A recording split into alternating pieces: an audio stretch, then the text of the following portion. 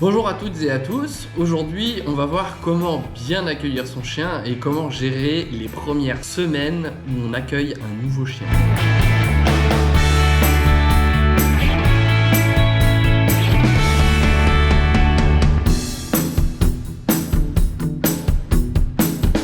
Avant de commencer la vidéo, pense à t'abonner, à activer la cloche et merci pour le soutien. Conseil numéro 1, c'est d'être flexible dans votre approche avec le chien. Donc il va falloir être flexible autant sur le terme d'horaire que sur la mentalité. Parce que vous accueillez un être vivant et que du coup il va falloir du temps pour s'en occuper. Et surtout qu'il va pas falloir rester sur des a priori parce que c'est tout simplement pas possible. C'est pas possible. Chaque individu est différent et donc il va falloir vous adapter à l'individu que vous avez en face de vous et à vous aussi comment vous allez le vivre et comment vous allez réagir. Donc il faut pas hésiter à des moments à se remettre en question et à changer parce qu'on se rend compte que ça ne fonctionne pas avec cet individu-là. Moi ça marche pas, moi ça marche pas, moi ça marche pas. Deuxième conseil, ça va être de laisser un temps d'adaptation au chien. Surtout au début, laissez-lui le temps de s'adapter, laissez-lui le temps de décompresser de l'endroit où vous le sortez. Que ça soit un chiot qui est séparé de sa fratrie ou que ça soit un chien qui sort d'un chenil, il a besoin d'avoir un temps d'adaptation. Cherchez pas à le présenter à la famille tout de suite dès qu'il sort de l'élevage, de l'association. Vraiment, laissez-lui le temps de respirer, de souffler, de s'adapter à votre environnement. On parle de la règle de 3 jours pour décompresser de l'endroit où on le sort, 3 semaines pour comprendre et 3 mois pour s'adapter pleinement. 3 mois. 3 mois. 3 mois. Il faut déjà avoir bien avancé sur le chien. 3 jours sont super importants pour pas créer de problème en fait dès que vous l'accueillez. Laissez-lui le temps de respirer, de souffler.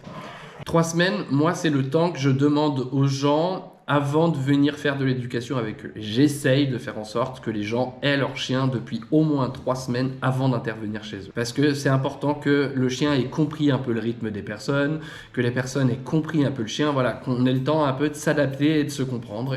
Mais c'est ça, vous avez bien compris. D'accord. Et je trouve que 3 semaines, C'est logique. généralement je préviens les gens, vous accueillez le chien à telle date, donc on se voit 3 semaines plus tard. Par contre, si vous rencontrez des gros soucis d'ici là, n'hésitez pas, vous m'appelez pour en discuter en téléphone. Si ça suffit, tant mieux. Sinon, on avance le rendez-vous et on se voit avant parce que ça fait pas.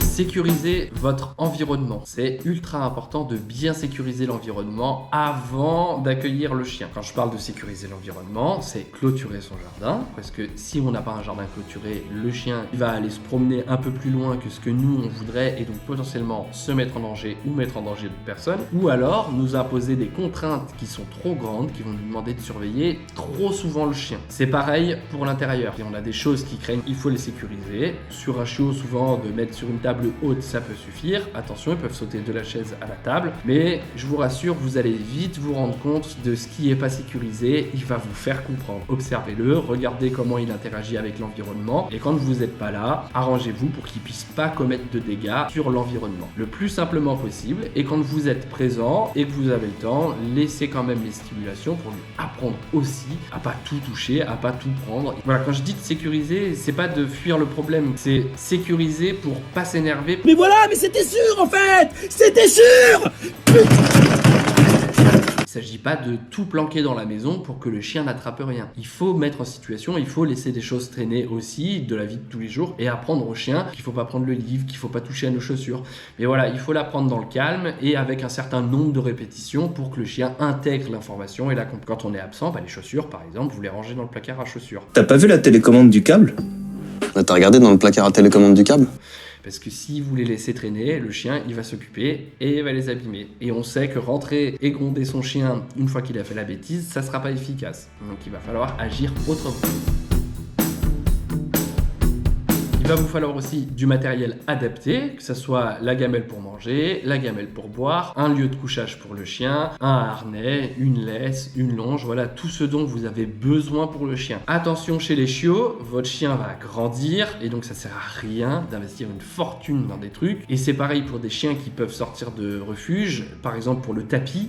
Allez pas dépenser une somme de dingue dans un tapis au début parce que vous avez quand même pas mal de chances que votre chien le détruise. Donc prenez ça en considération. moins vous allez investir d'argent dedans, moins vous avez de chances de vous énerver s'il le détruit. Sachant que c'est pas grave s'il le détruit, même s'il va falloir agir dessus pour pas qu'il le détruise à l'avenir. Mais au début, voilà, prenez des choses pas chères, comme ça si c'est détruit, c'est pas très grave et au moins on s'énerve pas pour ça. Les premiers apprentissages que vous allez devoir effectuer avec votre chien, ça va être la propreté, le rappel et la mise en liberté. La mise en liberté, sécurisée avec une longe si nécessaire. Sur un chiot dans un champ, vous n'aurez pas forcément besoin. Mais sur un chiot à un endroit où il y a du monde, vous allez avoir besoin parce qu'il va être attiré par tout le monde. Sur un chien qui sort d'un refuge, vous allez avoir besoin de la longe parce que vous ne savez pas s'il va vous suivre ou s'il ne va pas vous suivre au début. Chez le chiot, c'est assez naturel. Chez le chien de refuge, ça peut l'être beaucoup moins en fonction des apprentissages qu'il a effectués auparavant. Donc ça va nécessiter plus de sécurité. Je rappelle, pas de longe sur les colliers, vraiment c'est dangereux, surtout si on a un chien qui court comme un dératé. Ça peut vraiment être dramatique, donc à éviter au maximum. Il va falloir aussi apprendre à votre chien à rester seul. Ça, c'est un exercice qui n'est pas forcément facile, surtout chez les chiens qui peuvent déjà avoir un traumatisme là-dessus et déjà avoir des problèmes. Donc, si on a beaucoup de temps avec nous, c'est beaucoup plus simple. Si on n'a pas beaucoup de temps, c'est beaucoup plus dur et on peut vite être confronté à beaucoup plus de problèmes. Non, je peux pas, j'ai pas le temps, j'ai rien à faire. Si j'ai beaucoup de temps, je vais créer des moments de solitude volontaires auprès du chien quand il est calme et au repos. Je vais en profiter pour partir. Si je vois que le chien se lève et me suit, je retourne à l'endroit calme et de repos. J'attends qu'il se calme et qu'il se repose et je recommence jusqu'à ce que le chien arrive à rester seul et tranquille pendant que je suis pas là. Ça, c'est vraiment important. Surtout, n'hésitez pas à retourner vers lui dès que vous voyez que le chien vous suit ou s'inquiète, à lui faire retourner dans du calme pour qu'il reste calme malgré votre départ et qu'il ne panique pas suite à ça. C'est dans les moments calmes qu'il faut le travailler. Un point qui peut souvent être négligé et qui est ultra important, c'est de rester assez instinctif, de faire confiance à son instinct, de faire confiance à ses émotions et de faire confiance à son ressenti. Si vous lisez un truc sur internet, que vous voyez quelque chose et que ça vous semble pas du tout logique, n'appliquez pas ce conseil parce que vous avez de fortes chances qu'il soit pas adapté à votre situation et surtout qu'il soit pas bon. Je ne comprends pas. Je ne comprends pas toujours. C'est si simple. Merde. On voit plein de choses illogiques sur internet ou même dans la littérature canine. Je pense notamment au fait de devoir passer absolument la porte devant son chien. Ça a aucun sens, ça ne sert à rien du tout. Et quand est-ce que la folie des hommes va-t-elle s'arrêter ? Et donc voilà, ça va être ça un peu pour pas mal de choses. Faites confiance à votre instinct et faites confiance à votre ressenti, à vos émotions. Elles sont souvent bonnes conseillères, même s'il faut pas trop le faire. Attention, ça peut être un piège quand même. Adaptez la durée de vos balades, adaptez les lieux de promenade en fonction de votre chien. Par exemple, je pense aux chiots de moins de 3 mois où on nous dit encore parfois qu'il faut surtout pas les sortir avant les 3 mois. Faites-le, il faut sortir les chiots avant les 3 mois. Il faut qu'ils soient habitués à un maximum d'environnement possible pour nous donner un chien adulte équilibré. Si vous avez un chiot de plus de 3 mois, il va falloir être un peu plus adapté et du coup choisir des lieux où le chien se sent en sécurité, qui puisse s'adapter. Prenez un chien même avant 3 mois et que vous le mettez dans un lieu où il panique, vous allez pas avancer du tout et vous allez au contraire empirer les peurs de votre chien. Il faut vraiment y aller progressivement en termes de distraction et en termes de difficultés émotionnelles pour que le chien soit toujours stable émotionnellement et pouvoir progresser, aller vers le mieux. Et la durée des promenades, il va falloir avoir une durée suffisante pour que le chien soit fatigué mais sans être trop fatigué. Pareil, attention avec les jeunes chiens, si on fait trop d'exercices physiques, on risque de leur faire mal aux articulations et le problème c'est que vous vous en rendrez compte qu'une fois qu'il est adulte. Donc adaptez vos balades à votre chien, c'est vraiment important. Par exemple, si vous prenez un chiot et que vous le dépensez pas assez, il va faire les bêtises à la maison. Donc je parle de bêtises articulaires, en sautant sur le canapé, en courant comme un malade à la maison. Il vaut mieux rajouter 5-10 minutes de balade pour que le chien derrière il soit calme plutôt que de pas le promener assez et d'avoir un chien qui va se faire plus mal aux articulations que si on l'avait promené un tout petit peu plus. C'est un curseur à jauger, à adapter en fonction de l'individu qu'on a en face de nous. Il n'y a pas de vérité. On peut pas dire 2 mois, 20 minutes, 3 mois, 30 minutes. C'est pas vrai. Il faut s'adapter à l'individu qu'on a en face de nous et c'est toujours vrai en éducation canine. Il faut toujours s'adapter. Il est très important au début d'avoir le plus de liberté possible pour son chien et de rester le plus positif possible pour son chien. Quand je dis le plus positif possible, c'est parce que je tolère le fait qu'on se fâche et qu'on s'énerve après son chien, parce que nous aussi on a des émotions, et donc c'est normal qu'à des moments on soit excédé et qu'on en ait marre. Là, je n'en peux plus. Je suis en bout du rouleau. J'ai envie de rentrer, me foutre ma servante et terminer mon soir, quoi. C'est pas grave, il faut pas vous en vouloir pour ça, mais il faut essayer dans notre système d'éducation d'être le plus positif possible et d'accorder le plus de liberté possible à notre chien. Plus on va le faire tôt et plus ça va être facile. Donc il vaut mieux au début aller se promener dans les champs un peu tout seul avec de la liberté et se rapprocher progressivement de la ville pour avoir le plus de liberté possible sur notre chien et le moins de frustration possible, plutôt que de partir directement dans un centre-ville avec un chien très court en laisse où il va pas avoir de liberté du tout et où ça va être problématique derrière d'accéder à la liberté. Commencez tout de suite le plus vite possible par mettre de la liberté à votre chien, mais n'oubliez pas de sécuriser cette liberté si besoin avec une longe et un harnais. Parce que votre chien ne doit pas se mettre en danger et ne doit pas mettre en danger les autres personnes que vous allez croiser ou les autres individus que vous allez croiser. Soyez vigilants, sécurisez les situations, c'est ultra important.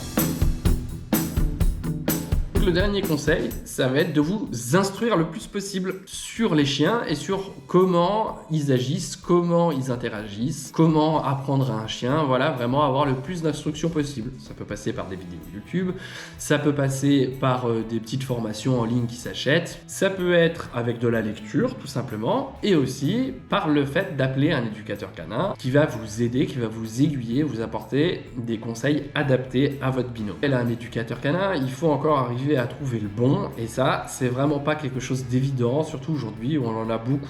On n'est pas tous formés de la même manière, on n'a pas tous la même formation, on n'a pas tous la même philosophie, donc je vous mets deux groupes comme ça que je connais qui conseillent quand même assez bien les éducateurs canins, ou en tout cas il y a un contrôle derrière, c'est pas juste je paye donc je suis référencé. On va avoir le MFSC et la Team CapDog, c'est deux endroits où moi je suis référencé et où on a un questionnaire avant, où on doit justifier de nos diplômes, justifier de notre assurance, justifier de nos méthodes de travail pour pouvoir intégrer ces référencements-là. Ils sont pas infaillibles, et même au sein de ces éducateurs-là, vous pouvez avoir des éducateurs canins avec qui tout simplement le courant ne passe pas. On peut avoir des individualités comme ça avec qui ça n'arrive pas à marcher. C'est pas grave, il faut pas se formaliser là-dessus. Si vous voyez que le courant ne passe pas avec la personne, et ben n'hésitez pas à changer, à faire appel à quelqu'un d'autre, parce que vous trouverez quelqu'un qui vous convient et avec qui ça se passera bien. On trouve pas forcément du premier coup, voilà, faut le temps de chercher. N'hésitez pas à appeler, à avoir un contact téléphonique, à aller rendre visite à la personne. Moi, je refuse jamais que quelqu'un vienne voir un cours, vienne assister à un cours pour voir si ce que je fais lui conviendrait. Je préfère ça que d'aller au bilan chez la personne et se rendre compte après le bilan, 2 heures passées pour moi, 90 € de dépensés pour la personne, que finalement ça fait pas à ce moment-là. Je préfère qu'on n'ait pas le bilan, donc je préfère que la personne vienne, qu'on discute, qu'on prenne le temps. Donc je les fais se déplacer sur un lieu où je donne déjà un cours. Je ne veux pas me déplacer gratuitement non plus, hein. Faut pas non plus